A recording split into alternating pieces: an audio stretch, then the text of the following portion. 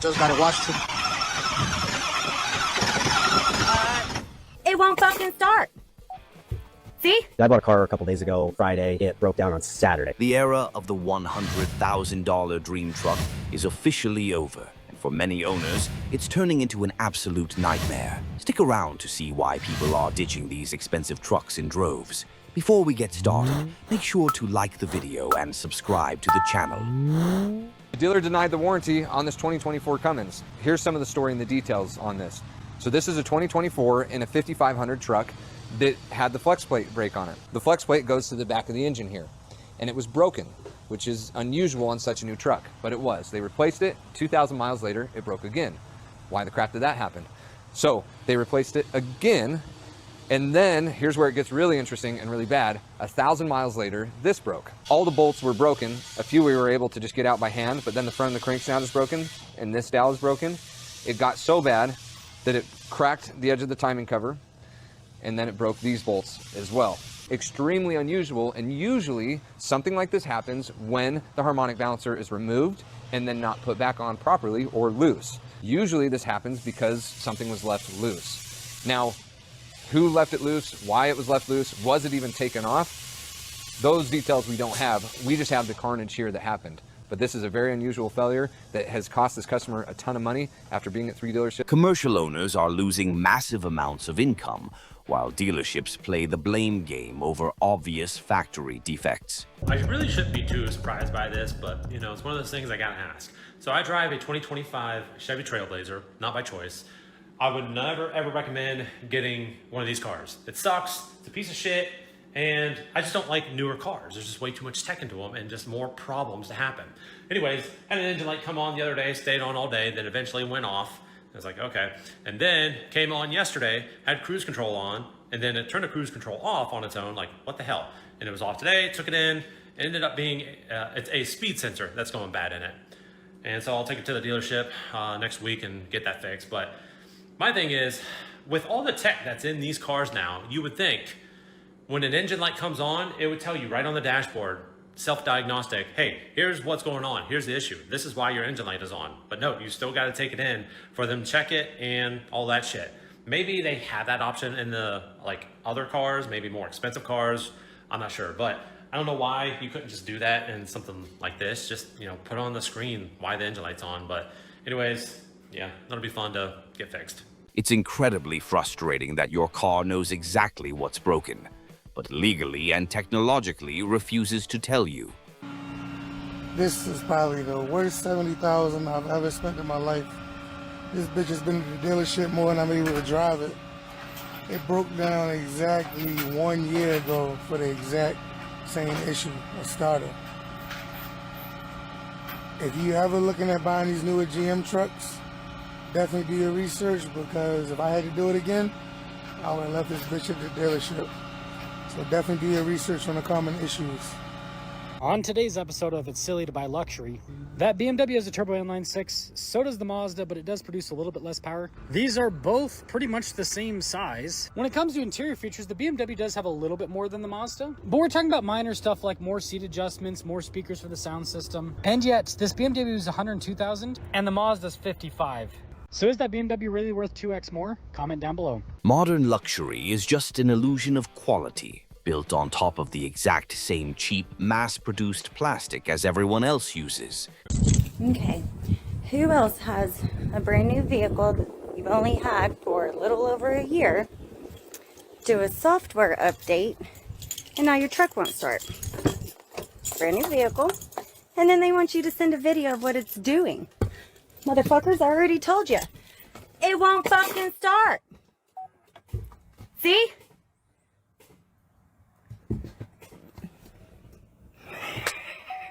That's what it does. Absolutely nothing.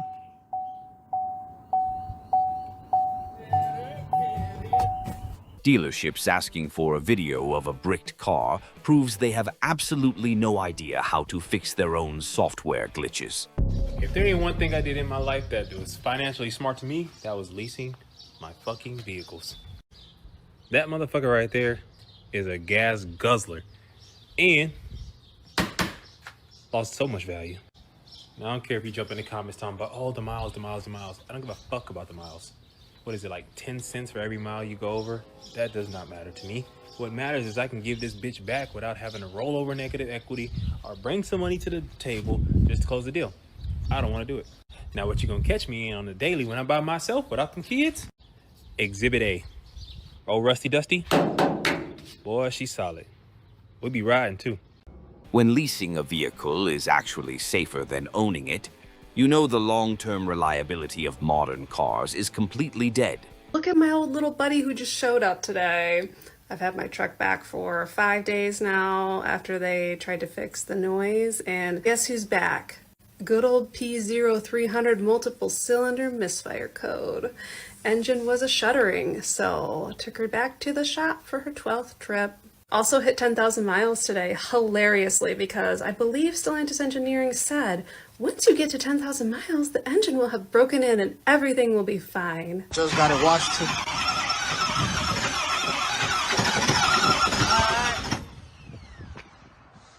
Do it one more time for them to know that. Try to crank it one more time.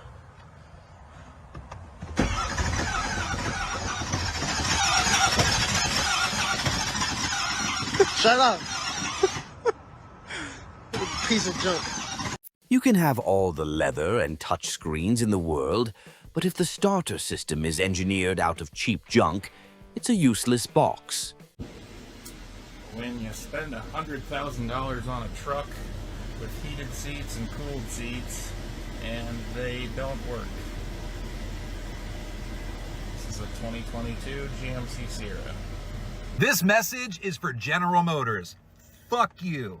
In 2026, you guys can't make a good, reliable pickup truck anymore. All my life as a kid through the 90s and early 2000s, it was always about that 5.3 liter, baby. It was notorious for just being an amazing freaking machine. And nowadays, you guys can't make shit. From like 2017 onwards to 2024, all your transmissions are hot dog shit water. All your torque converters are dog shit. All of your lifters are dog shit. Your engines in general are just straight up dog shit. The 5.3 liter is straight up dog shit now. Like, what happened? I went to a dealership and got 2 of your Silverados back to back with blown out transmissions. I'm talking both transmissions completely gone in trucks that had under 60,000 miles. Walked straight back in that dealership, told them put my ass in a Dodge. I don't know if Dodge can make vehicles, I guess we'll find out, but I know for sure your asses can't. Most piece of shit trucks known to man in the United States. Do not buy a Chevy, do not buy a GM. Blowing 2 separate transmissions under 60,000 miles isn't just bad luck. It's a massive, unforgivable manufacturing failure. The worst financial mistake I've ever made, I'll be honest with you guys, is this car that I'm currently driving. And it's not the car itself. Like, I literally love this car. I can't imagine myself driving anything else. It's the fact that I have car payments, which is so stupid. It literally makes me sick thinking about it. I wish we would have just waited like a year and maybe saved up like $20,000 in cash and bought a used car, because purchasing a brand new car was so dumb. Not only did it lose value like the second we drove it off the lot, but now we're paying interest payments on top of that.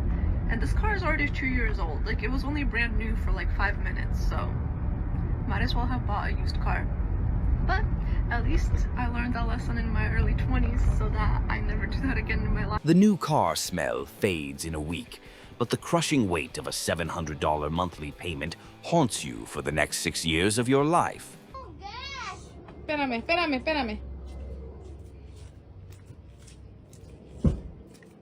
Open the door.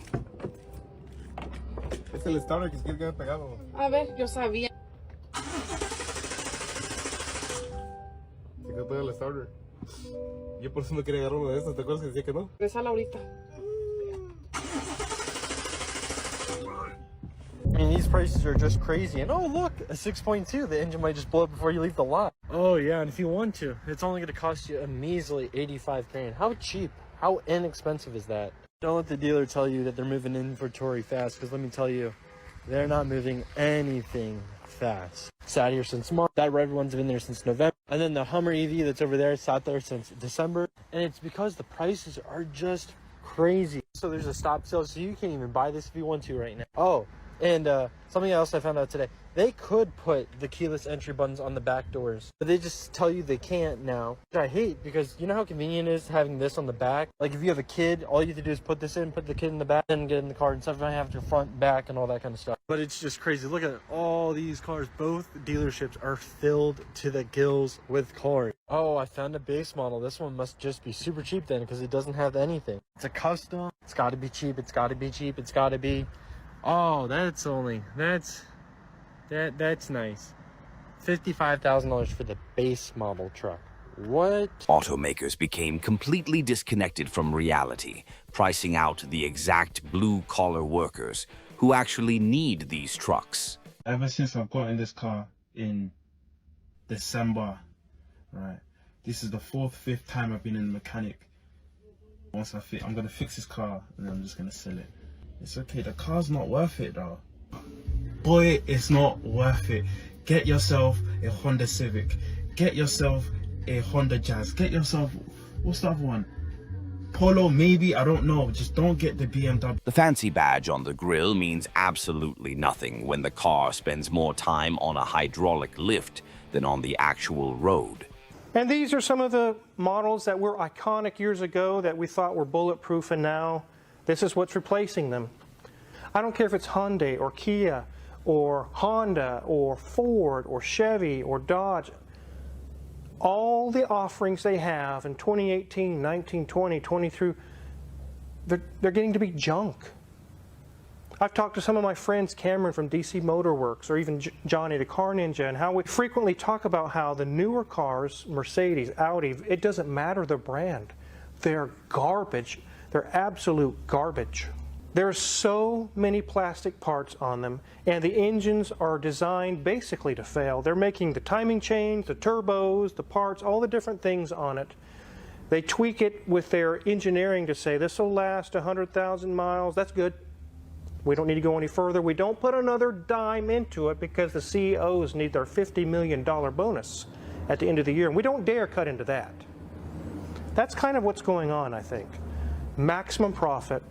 They built you a car, yes it runs, yes it drives. Will it be around in 30 years? Hell no. They don't want it to be around in 30 years. They want you to buy another new car. Let's take a look at the list of what was found wrong with this. Then we'll take a look around it, get it on the lift, and kind of verify what they were saying. We're also going to talk about under the hood of this car, some of the problems they're having. So she mentions she's hearing some clunks on this thing. Maximum short-term profit has completely eradicated the concept of automotive legacy. Nobody builds cars they are genuinely proud of anymore. Oh yeah, buy a $107,000 truck, they said. Yeah, CarPlay doesn't even work. So I have this Duramax right here. It's brand new off the lot. I go to fill up the depth because the computer's reading empty, and I try to do it, and it's just rubber. This is all rubber. How do I fill up def? And I thought it would say diesel on it, but it doesn't. Can anyone let me know why I can't put def in my truck? Quality control is so non-existent that assembly workers are just jamming placeholder plugs into functional ports and shipping the truck.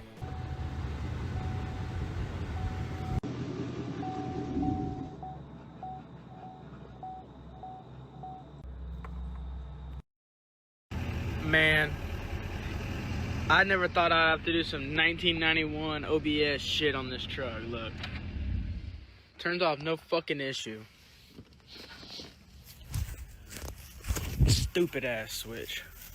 If I'm getting this right, so there are now laws against fixing your own vehicle. Manufacturers are now blocking the data needed for you to repair your vehicle. There's quite literally a repair act happening. It prevents the manufacturers from controlling the data needed that you would need in order to fix your vehicle. So what does that mean? That means if you are mechanically inclined, you are no longer allowed to fix your own vehicle. You would have to return to the manufacturer in order to have your vehicle repaired. So the small guys, like small town body shops, if if you're mechanically inclined and you know how to fix whatever in your vehicle, you can't do that anymore because now they're blocking the data so that you cannot do it. In insurance, there's something called anti-steering laws, which means that if your vehicle is damaged in an accident or something, an insurance company cannot tell you you have to take your vehicle to body shop A in order to have it repaired. They cannot tell you that. You are able to take it to body shop A, B, or C. What they can say is that if you don't take it to body shop A, we can't guarantee the results because they have contracts in place and all of those things, but they can't say we're not going to cover your claim because you brought it to wherever you wanted. That's called an anti-steering law. Those are in place for a reason, but I need to know how this is any different. The anti-steering law is essentially who can fix my car. The Repair Act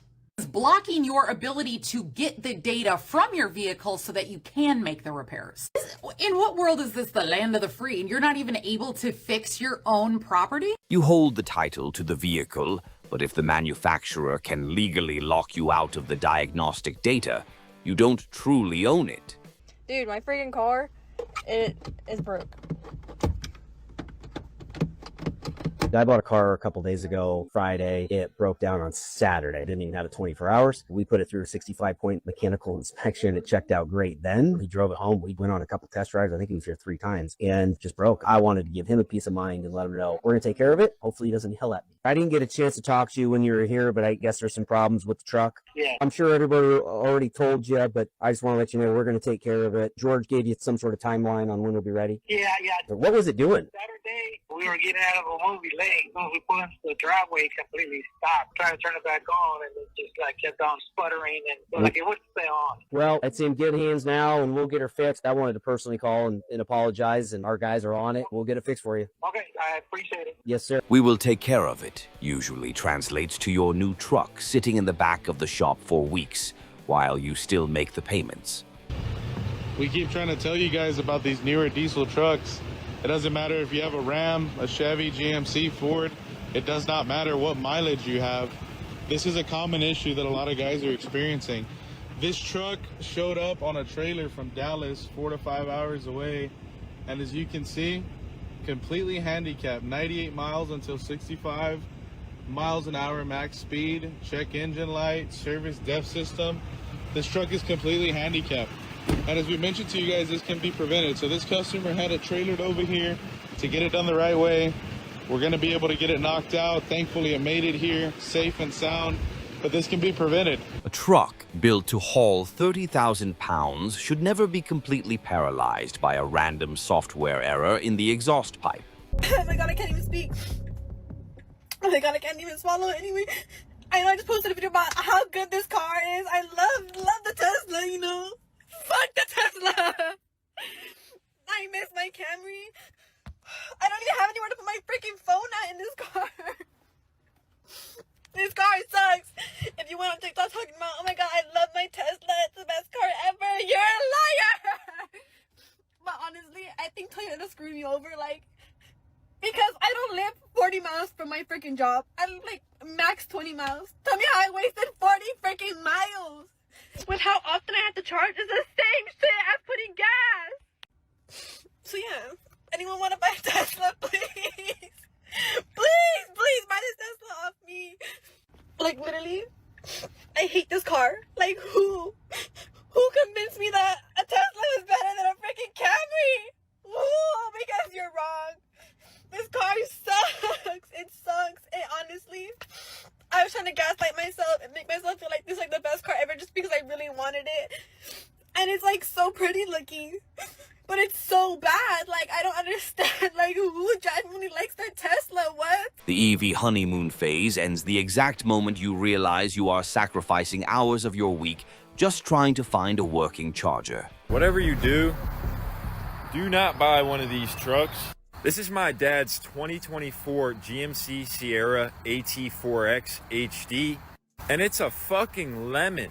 Whoever you are, Allison, and your transmissions, you make some shitty trannies. This thing has been at the dealership for a bullshit-ass service more than it's been at our house. Shifting in this thing feels terrible. And tell me why when I hit the tiniest speed bump, this bitch feels like it's gonna fall apart. This is a massive truck. It feels like I'm riding in a lowered E36. Constant problems with this shit. Constant problems with the stereo in the trunk that comes down, folds down, whatever. And most importantly, so many problems with the fucking transmission. I'm not exactly sure what the problems are. I just know this shit is always at the dealership. The only reason I kind of like when it goes to the dealership is because they give us a Hummer EV loaner. Aside from it being an absolute lemon, this is a beautiful truck. Before this truck, he had a Ford F-150 Roush, and I love that truck. I wish he never sold it, but we need to tow the boat. It's a 36-foot concept, and this is a straight tow pig. 35-inch tires. It's like a king in this bitch. Heated, cooled seats with massage. Very nice interior. And a 6.6 liter. No, it's not a diesel, it's a gas. You would think for a $90,000 truck there should be no problems with 7,000 miles, and he got it brand. Allison transmissions used to be indestructible. You buy a heavy-duty tow rig and you end up daily driving a loaner car because your new truck can't stay out of the shop. Have you ever wondered why a brand new Mercedes interior creaks like a 35-year-old wooden boat? I'll tell you why. Yep, that's right. Lexus is to blame for that. You see, back in the 1990s, Lexus burst onto the US market with the LS400, a cut-price but very capable luxury sedan aimed at dethroning the W124 Mercedes as the ultimate luxury executive segment car. And it worked. People flocked to it instantly, which gave Mercedes a bit of a panic. This made Mercedes switch up their model from building ruggedly dependable, engineered cars to cars built to a price. And it showed with cars like the infamously rusty W210, the absurd W220 S-Class with all of its electrical faults, and the horrific Mercedes ML. I mean, what is that? Why? Just why? The sad fact is that competition from Lexus forced them to move their entire product range downwards. A 1980s E-Class costs about $120,000 in today's money, whereas today's E-Class is still only $65,000. No wonder the interiors creak and feel very cheap. So, the next time you're sitting in your fancy S-Class and you go and press a button and it goes, you know who to blame. Yep. The race to the bottom in the 90s killed German over-engineering, leaving us with disposable luxury cars that rot from the inside out. I don't have many regrets in life. The one regret that I do have is buying this truck. If you are currently car shopping, please, for the love of whatever you love, don't buy a truck. The reason being is because I literally just pumped gas 4 days ago. I've only had this truck for approximately 3 weeks. And every single week without fail, y'all will see me here at the gas station pumping gas. And the worst thing is that I hardly drive. I hardly go anywhere.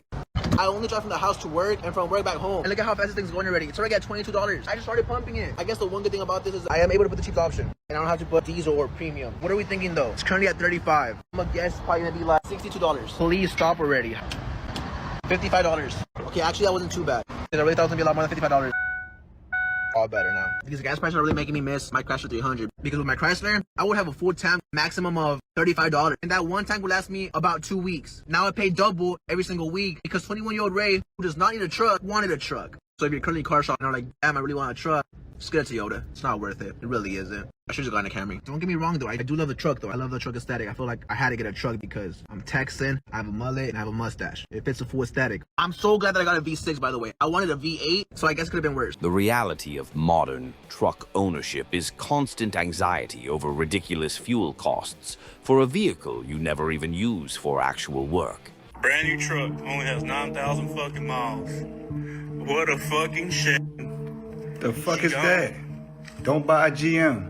And the engine light came on, and I just lost all my forward propulsion. This is second engine. I addressed his recall and rebuilt his engine, and I had to coast into the side road, and when I tried to start the truck... Fuck no. GM done made the engine so bad, they can't even fix this shit. If you buy one of these GMs with a V8 in the ride, your ass fitting to be stranded on the side. That's the Silverado, the Tahoe, the Yukon, the Escalade. I probably wouldn't buy no fucking GM at this point. Somebody need to talk to the GM over at GM. I hate to be him. If you'll buy this hoe, let me know below. I'm not buying no truck with no engine they can't even fix. Lately, it seems like every manufacturer is making trash trucks. GM is literally churning out disposable V8s, completely destroying the legendary reputation for reliability they spent decades building. Ready?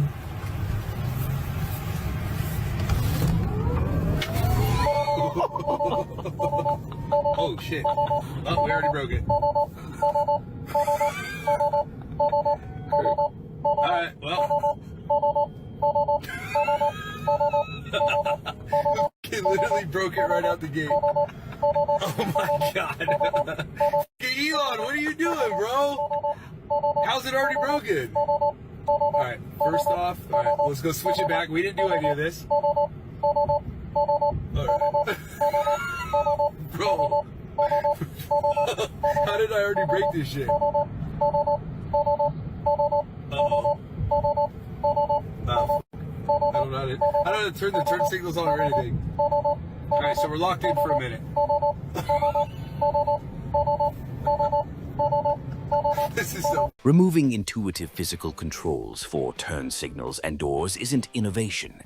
It's a massive, terrifying safety hazard for the driver. My car is on right now. I'm gonna turn it off.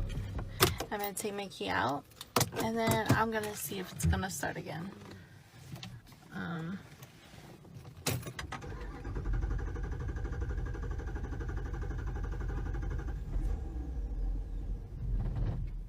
it shuts off. Ain't that some shit? The new Toyota Tundra successfully ruined Toyota's reputation and long-standing name of like the reliability vehicle. You just buy any Toyota off the lot and you'll drive it forever. Has the Toyota Tundra ruined that?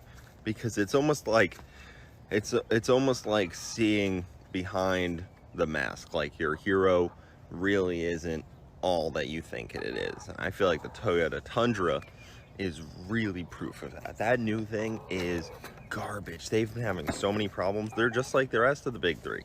They're just like Dodge. They're just like Ram. They're just like Chevy. They're just like Ford. They're just like the rest of us. It's nice to see, you know? It's like forever they used to pretend that these horrible on gas Tundras, because that was what they were always known for. They were like, they got the V8, but they were bad on gas. Were reliable. Now they're both and neither. They are underpowered, they're bad on gas, and they're unreliable. So yeah, too bad. Toyota Tundras suck. I could care less. It'd be nice if the Toyota Tundras didn't suck, but it seems like this has been kind of an Achilles heel a little bit for Toyota. Toyota spent 30 years building an untouchable reputation for reliability and completely destroyed it with one flawed generation. I'm doing an oil change on this 2024 Toyota Tundra Hybrid. Now look at this. You go under here, and at first it seems like a normal oil change. You've got your drain plug there, but the oil filter is behind this cover. So there's a bolt here, a bolt here. Well, the other two bolts to get this shield off to get to the oil filter, they're behind this plastic damper thing that's got this electronic arm right here to bring it down. And so I'm like, how do you get this thing down? It says owner manual scan to deploy. So I scan this QR code. It takes me to a YouTube video telling me how to lower this. So apparently you turn the power on, then turn it off. Within 45 seconds, you hold this little stalk up for 2 seconds. Okay, I heard it do something. So now you come under here and look, this thing flaps down now. So now you can get to the other two bolts to remove this cover. And when you remove that cover, there's the oil filter right up there. And of course, it's got a little drain spout that's gonna drain it right on top of the frame for you. So you have a nice mess to clean up when you're done. And then if you're down here on a creeper like me on the ground, now this thing is kind of getting in my way. I'm under here and I barely have space in between my body and this flap.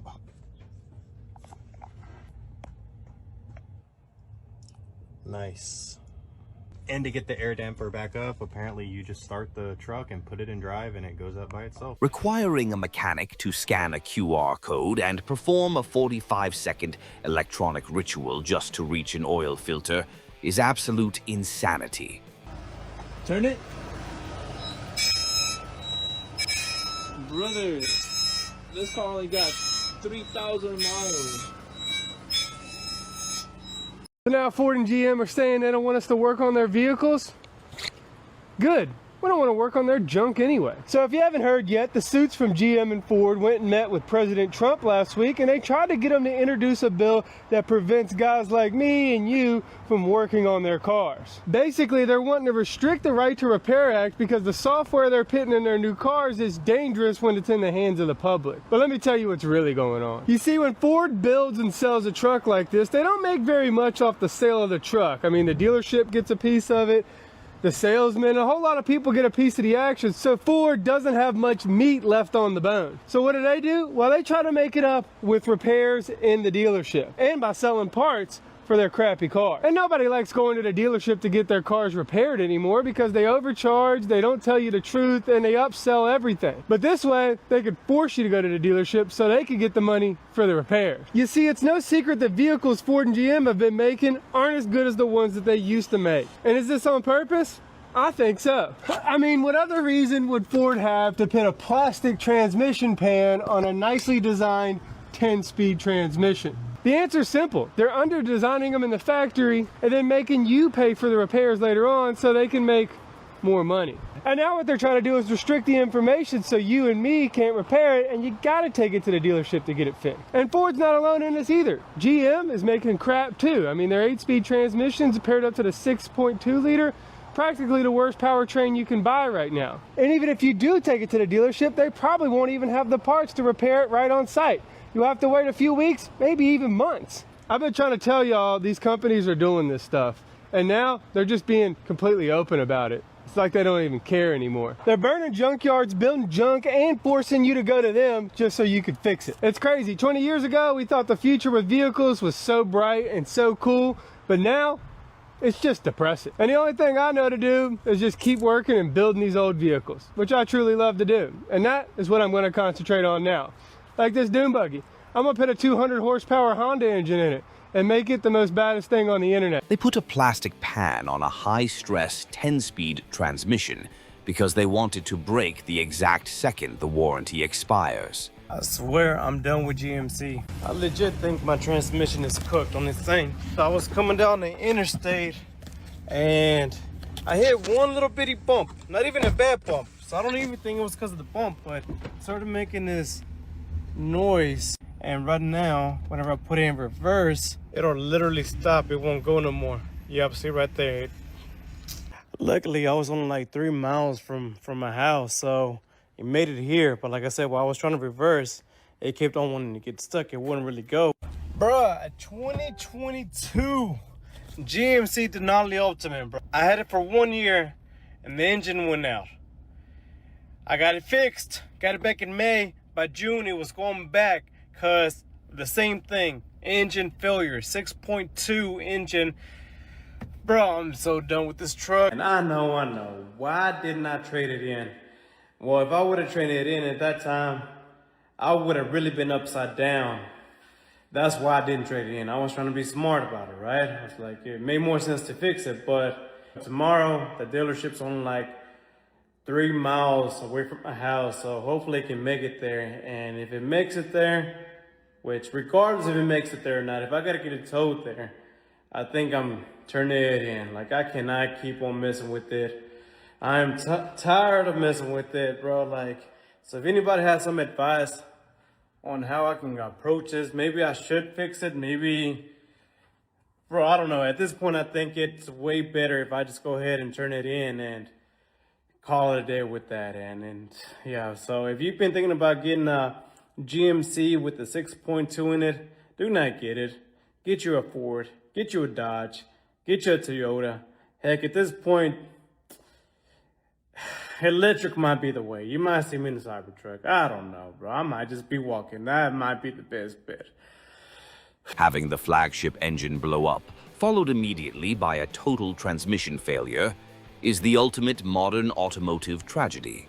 All right, anybody that has a GMC Yukon Denali, a Tahoe, an Escalade that has a 6.2 liter motor in it, or a Silverado, you know the issues that are affected. Every truck from 2021 to 2024 and now to 2026s have a problem. So what happened was GM produced this engine, and these engines, what's happening now is they're losing power. So I don't know if you've been following my page for a while. A couple months ago, I was on the road. I get off on an off ramp, and all of a sudden, I just lose power. the truck just dies on me, right? There's no engine power, nothing, whatever, not. So the truck obviously got towed to the dealer, ended up getting another truck. Next thing you know, guess what's happening? They're losing power. Like you feel a flutter. You feel like the trucks are losing. So GM actually had a fix, right? What they said was, okay, some trucks, they could change the oil and put thicker oil in it. And that should be the fix. And then some trucks came in, they did a test to them, and they replaced the engines in them. And they gave them a warranty. They backdated the warranty from the beginning of, like, first in-service date to 150,000 miles. Now, plus they got the engine. So we thought that's the fix, right? We figured, okay, you're going to get a new engine. It's all done. Well, guess what's happening? The new engines are acting up too. The one that General Motors are putting in, they're now being faulty. And on top of that, now what happened is this thing is starting to go. Let me show you right here. Hold on one second. So now in these newer trucks, they got rid of the old transmission that used to be here. The gear shift is gone, okay? Now they put a push-button transmission in it. And the push-button transmissions are locking up. So what's happening is, well, you can be driving and your rear wheels are going to lock up on the car, and that's it. So what they did was they came out with a new recall where they're recalling the transmission, but instead of fixing it, they're putting a monitoring system in it, and what the monitor does is it tells you that in 5,000 miles, your transmission is going to go and your wheels are going to lock up, so go see a dealer. There's no fix to it, okay? Even though General Motors says there's a fix, there's no fix. So what do all these people do? At this point, there are almost 1 million trucks on the road that have this issue. And it's getting worse by the day because there's more cars on the road that are having this issue. And just when you think they fixed it, they didn't fix it. GM has a major problem. They're being investigated now, and there's class action lawsuits. This is only affects the 6.2 L87 motor. So if you got the other 5.7 motor, you're okay. So if you got the Suburban or a Tahoe with the smaller motor, you're okay. But if you got a Denali, you got an Escalade, or you got a Suburban like High Country with the thing, you got a problem. I want to hear, did you have any issues with this? Because I want to hear your horror stories. Because I know what mine, I was on an off-ramp and it just died on an off-ramp. Having your rear wheels electronically lock up at highway speeds isn't just a breakdown. It's a lethal engineering failure. This right here is why the 2019 and up Ram 1500 is the worst truck you can buy. You are absolutely getting scammed out of your money. And this is personally why I will never buy a Ram truck, because of the corners cut in engineering. The fact that the 2019 plus Ram 1500 has plastic upper control arms is actually insane to me. You are cutting costs so much that you put plastic upper control arms instead of metal upper control arms. Absolutely nobody said, hey, my metal control arms suck. I really want plastic upper control arms. And you wonder why nobody is buying your trucks anymore, why sales have absolutely dipped. It's because you cut corners. You absolutely try and save money any way you can. Then you're going to upcharge the customer for the new big screen, for all the stupid technology features y'all have. But give me plastic upper control arms. That is completely unacceptable, especially with how expensive these trucks are getting nowadays. Like, just come on, do better. Putting cheap plastic upper control arms on a massive heavy-duty truck is the most dangerous cost-cutting measure imaginable.